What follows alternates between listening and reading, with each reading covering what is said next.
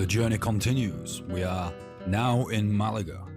We're in Málaga for 48 hours, and my initial impression was, well, this is a bustling city.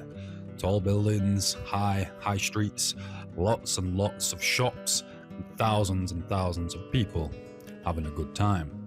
Checking into the hostel, Talk Hostel, it was a very well upkept hostel, quite a posh one as far as hostel goes, and the price reflected that.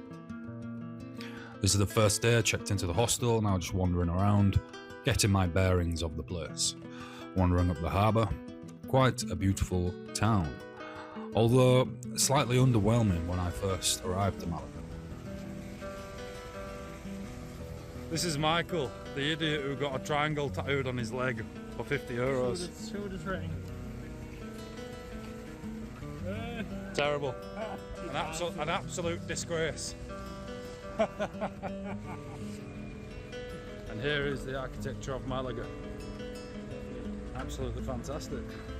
Probably the best thing I've seen all day.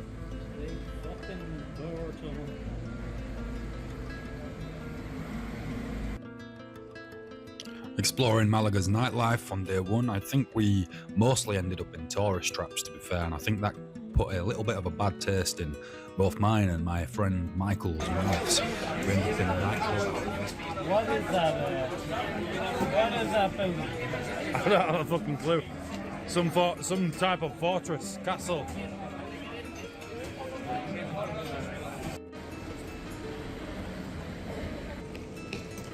I think I'm realising that these busy, bustling cities are not for me.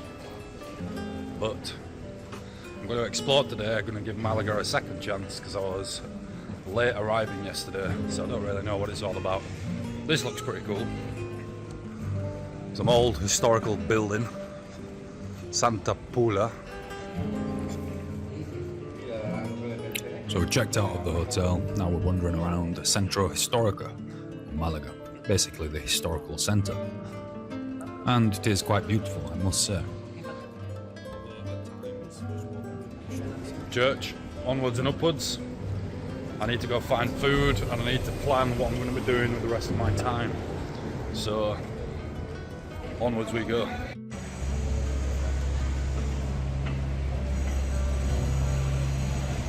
I remain unimpressed, to be fair. It's just a shopping city and people walking around doing a whole bunch of nothing. It's not really for me, I don't think. So, I think today we will move. Quick breakfast in Mackey's.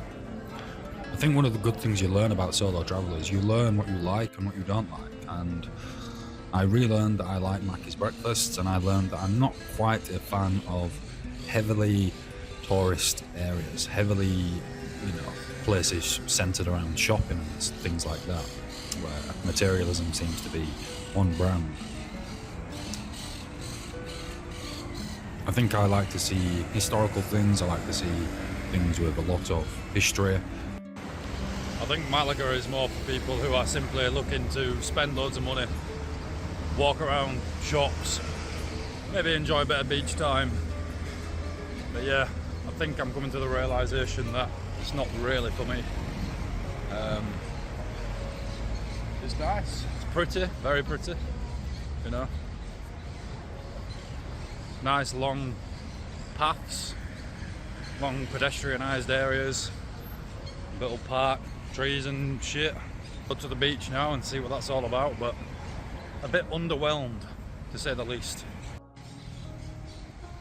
And I think probably the main reason why I didn't get that sense is simply because I didn't explore enough places. I think this wall we're looking at now, I should have gone up there and had a wander around, walk around, and view Málaga from a higher viewpoint to get a bit more of a perspective of the history and the overall scenery. I think because I didn't really do much research in advance and didn't explore as deeply as I did in Gibraltar's Rock, for example, going from Gibraltar's Rock just to walking around streets with shops is quite the contrast. And so here is the beach. It's a man-made beach. The sand was imported by this the sand was imported from the Sahara Desert apparently to make this beach. The beach is beautiful though, I must say, although the sand is a bit of a letdown.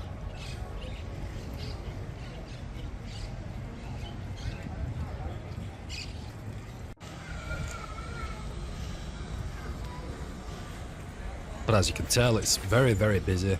Lots of Spanish people are on the beach bathing, lots of holidaymakers, and people just generally having a relaxing time by the beach. But that's not really what I'm there for. And in fact, I didn't lay down on a beach once while I was in Spain.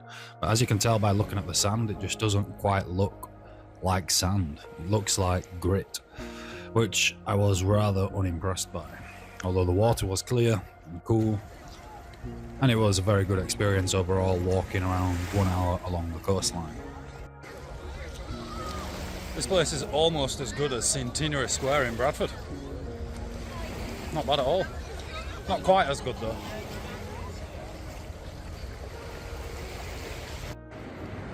How to eat cheap as a solo traveller. You get a pack of ham, a massive bread roll, baguette, protein shake, 25 grams, a big fat juicy pear, and a kiwi thingy, smoothie.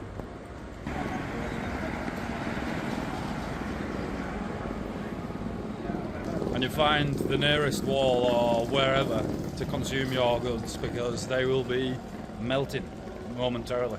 As soon as you step out of the store, they will melt. So we're going to eat all this now.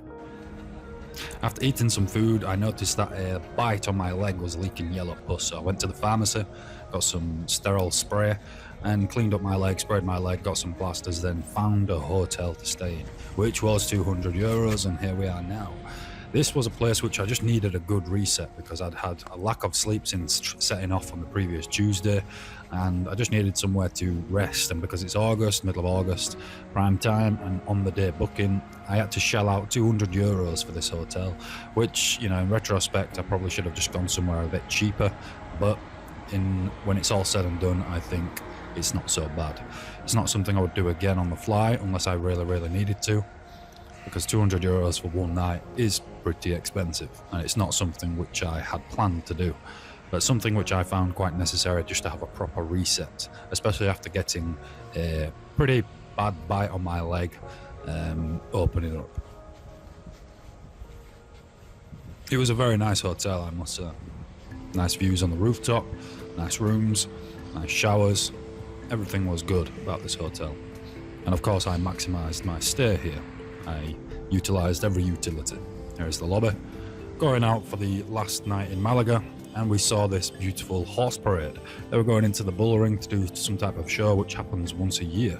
So I felt quite lucky that randomly that I'd turned up to this spot just by chance, and they were all here. And they were absolutely stunning. All these horses and men and women on their horse and carts, very fancy, very well dressed, and their horses were very well groomed, and some of them were absolute beasts. But yeah, as you could tell, it felt pretty cool to be in a place like this, and it kind of took you back in time. Not quite sure what the show was all about. Maybe perhaps if I went to Malaga again, I'd book a show in the bull ring. I'd definitely go to see the more historical sites, and I'd just make sure that I had fuller and better days. I think rather than going out drinking on the evening and then spending the best half of the next day recovering from that, I'd be more focused on simply seeing the historical sites and booking things in advance and perhaps doing a bit more research. But because the whole trip was kind of, you know, off the fly, I'd only booked the trip about a week before I left, so not everything was booked, not everything was planned, and that was intentional too. I did want to keep it quite loose, but as you can tell, there's a whole bunch of people right up on the walls and on the top of the hill or mountain, and they're watching what's going on in the bull ring. They're getting the cheap tickets, and good on them because they can see everything from up there.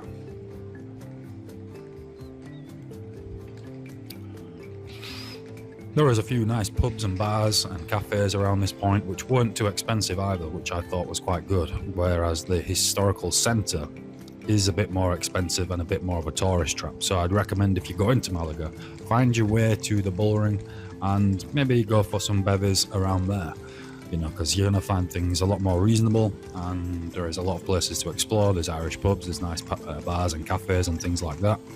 And there is a lot more locals, or it seems like there's more locals out in this area of Malaga. But look how beautiful that horse and cart is. Absolutely stunning. All the horses have their hairs braided in certain particular fashions, extremely well groomed. The horse and carts are shining, all different colours, and all the people on the horse and carts are dressed to a T, and they look absolutely fabulous. I thought it was worthwhile getting a whole bunch of footage of these because I thought they were all stunning and it makes for some good camera. I hope you can appreciate the horse and carts because these people went through a lot of effort. Apparently this event happens once a year. All the Spanish come down on their horses in the fancy carts.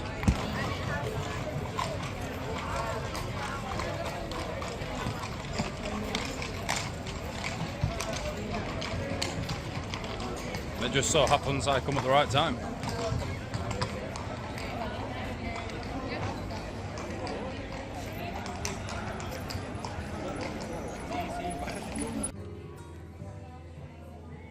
In an Irish bar now. I spent the night in a couple of bars, ended up in this Irish bar, met a whole bunch of people from all over the world, and I actually ended up arm wrestling best out of everybody who came into this pub.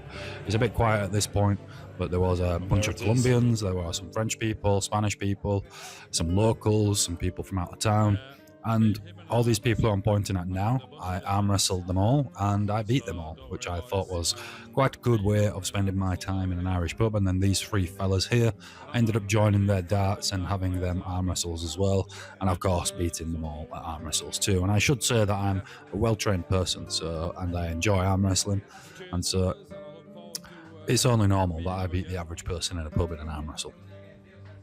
Not to blow smoke. Just checking out of the hotel now, saying my final goodbye, trying to soak up every last euro because those 200 euros were quite steep. And now we're heading to the bus station. That's quite an impressive piece of architecture. Some big rocks organised in a particular fashion, and something like that is the end result. Rather well. What a fat building. It's closed though. Like anything good we're seeing, it's closed.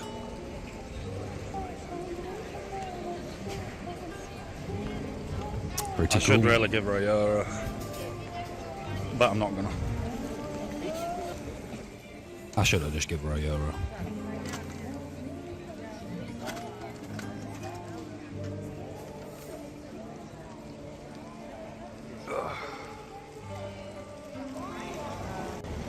On a slow walk to the bus station, heading to Granada.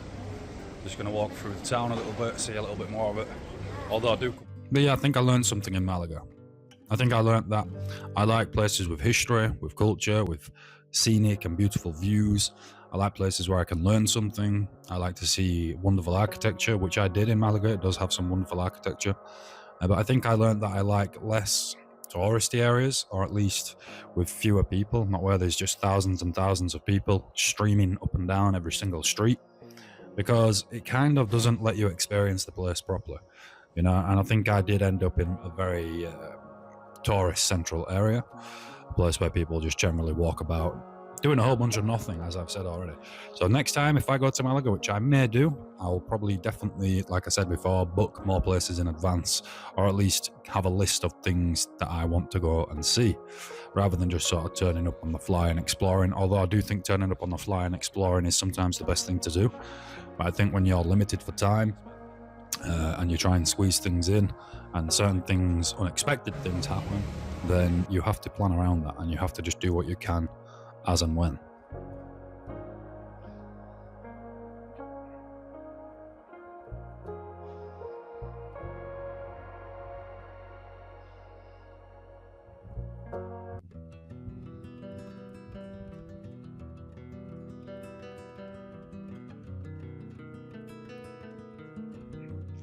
I think I also learned that recording footage, it takes skill. You know, you can't just randomly turn on your camera and just record and talk.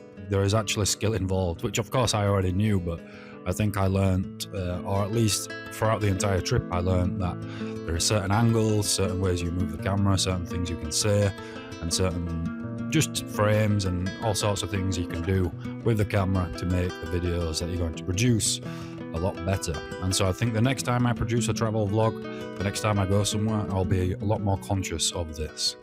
At this point, I was just sort of rating Malaga on how I felt about it in terms of what to do, you know, my initial reaction to the place and, you know, things like that. Overall, I think it's definitely a good place and it's a place which I would revisit.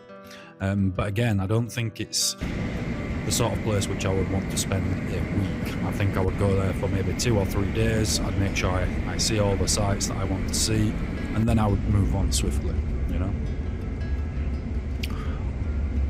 Heading to Granada now.